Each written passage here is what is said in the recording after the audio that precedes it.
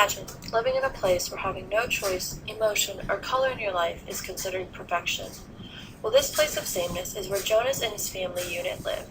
There are never any seasons due to climate control, no one can see any colors because they simply do not know they have existed, and there is no true emotion because having emotions can be hurtful.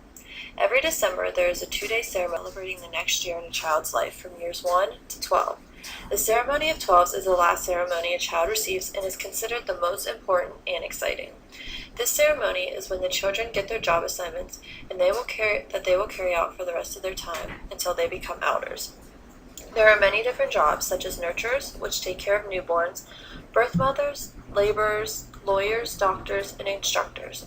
Jonas was assigned. He was to be the next receiver of the memories. On his first day, Jonas met the current receiver. He was to give all the memories from many generations before him to Jonas. On the first day, Jonas received the memory of snow. It eventually escalated into more painful memories of war and hunger. The receiver was the one who kept these painful memories from the community so that they would not have to suffer. Jonas soon disagreed with the community's way of life. It was then when the giver and the receiver decided to come up with a plan to save the so-called perfect community and make them remember.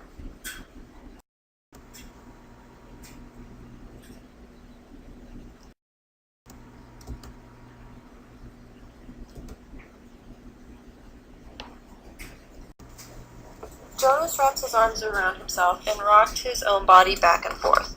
What should I do? I can't go back. I can't. The giver stood up. First I will order our evening meal, then we will eat.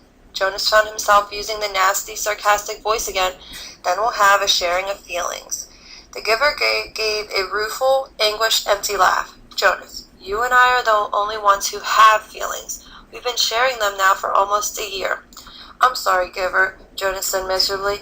I don't mean to be so hateful, not to you.